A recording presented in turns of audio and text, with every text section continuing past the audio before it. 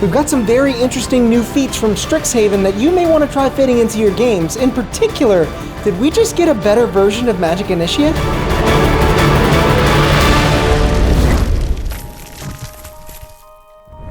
So if you're anything like me, you may not have been paying a whole lot of attention to some of the stuff outside of the new spells in Strixhaven, A Curriculum of Chaos, although a name like that really should have done more for me. But even though the feats in this book are largely tied to the college backgrounds and specifics of this setting, I definitely plan to allow my players to use them in my own campaign world. Some parts of this will require more creative reflavoring than others to fit outside of the prestigious Magic schools, so I won't judge any DM for being unwilling to do so, but I'll do my best to provide examples for simple changes that lend these feats to other campaign worlds while leaving the functionality completely intact. And if you're someone playing through Strixhaven, even better.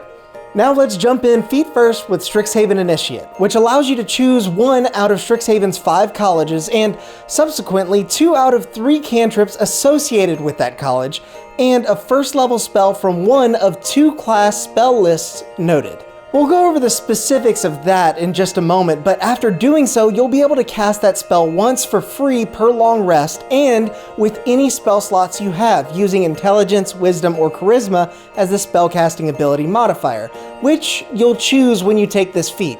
As for the colleges, they correspond to the cantrips and spell lists as follows. Lorehold College will allow you to choose 2 from the Light, Sacred Flame, and Thaumaturgy cantrips, as well as 1 first level Cleric or Wizard spell. Prismari College will allow you to choose 2 from the Firebolt, Prestidigitation, and Ray of Frost cantrips, as well as 1 first level Bard or Sorcerer spell. Quandrix College will allow you to choose 2 from the Druidcraft, Guidance, and Mage Hand cantrips, as well as 1 first level Druid or Wizard spell. Silverquill College will allow you to choose 2 from the Sacred Flame, Thaumaturgy, and Vicious Mockery cantrips, as well as 1 first level Bard or Cleric spell.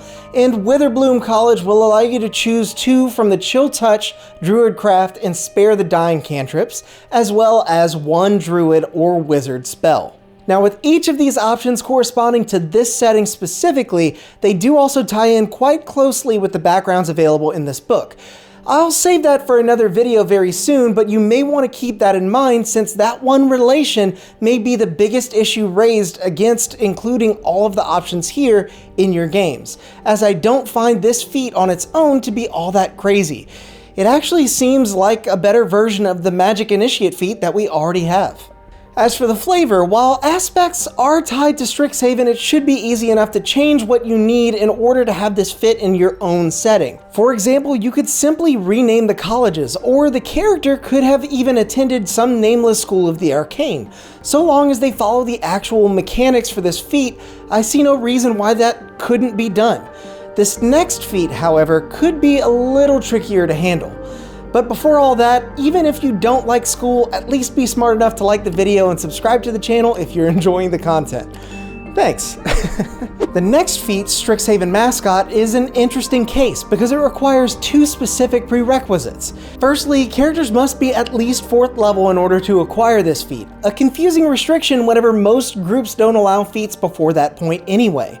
And secondly, you must have taken the Strixhaven Initiate feat before then. The reason for handling the feat in this way should be a bit clearer whenever I make the video on backgrounds in the future, and I'll be sure to link it here when I do. But what really excites me about this, before we even get into what this feat actually does, is the potential for the return of feat trees, or feats that sort of build upon one another by requiring you take another feat beforehand. That said, with all the requirements met, you'll be able to summon a Strixhaven Mascot using the Find Familiar spell as a ritual. This familiar will take a form corresponding to your previously selected Strixhaven College from the Strixhaven Initiate feat, can take an attack in place of one of your own using its reaction when you take the attack action on your turn, and can swap places with you as an action via teleport so long as you're within 60 feet of it. You can only teleport in this way for free once per long rest, however. After that, it'll cost a 2nd level spell slot. And be warned, if you try to teleport into a space that's too small for you,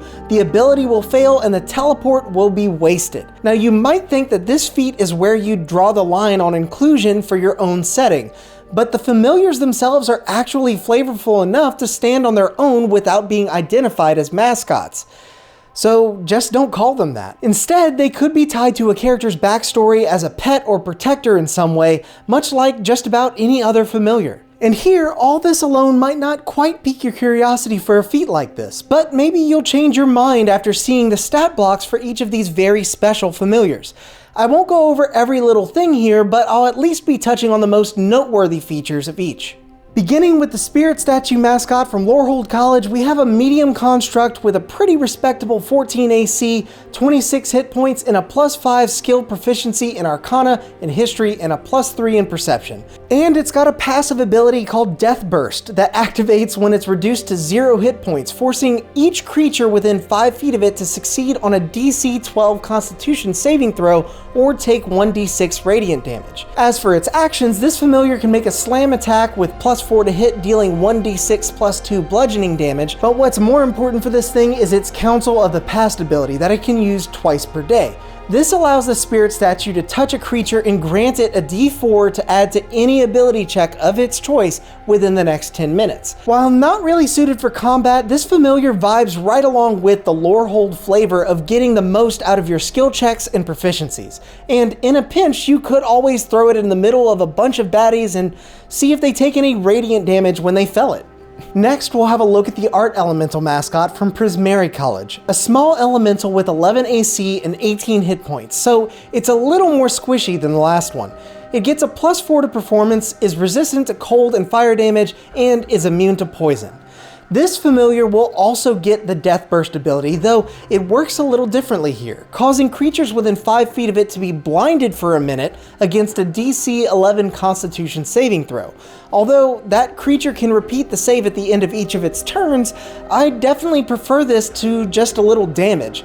I'd like to think that blinding our enemies could be a lot more valuable for us. For actions, it has 2 separate attacks that each deal either 2d4 +1 fire damage or the same amount of cold damage with a +3 to hit, and an ability called Captivating Artistry that it can use once per day. This allows the familiar to target a creature that it can see within 30 feet and charm it for a minute against a DC 12 Charisma saving throw. By contrast to our last entry, I can definitely see this option as being something more viable for combat situations, though its charm ability really comes in as a good utility option outside of combat. Now, I usually don't look for great combat mechanics out of something like this, but it could be pretty viable, especially when you get it at 4th level. Just don't expect this to be of much use later in your campaign. And we'll follow that up with the Fractal Mascot from Quandrix College that has an AC of 12, 27 hit points, and is, once again, immune to poison. It has a passive ability called Relative Density that allows the familiar to move through creatures and objects as if they were difficult terrain, taking 1d10 of force damage if it ends its turn inside of one of those objects or creatures. The familiar has one single attack action called Quantum Strike with a +3 to hit, dealing 1d4 +1 or 2d4 +1 force damage if its size is medium or bigger. This brings us to the bonus actions of this familiar. Although it starts as a small construct, the Fractal Mascot can increase or decrease in size by 1 category as a bonus action. When it's medium or bigger, it makes strength checks and saves with advantage, and when it's tiny, the Fractal makes attack rolls, dexterity checks, and saving throws with advantage. Once again, I'm not extremely interested in the damage per round this thing can do, but being able to move it in and out of hard-to-reach locations by changing its size or having it move through objects could be useful. I think this is the kind of familiar that would be best placed in the hands of someone really creative. Then we move on to the Inkling Mascot from Silverquill College, one of my favorites from the bunch.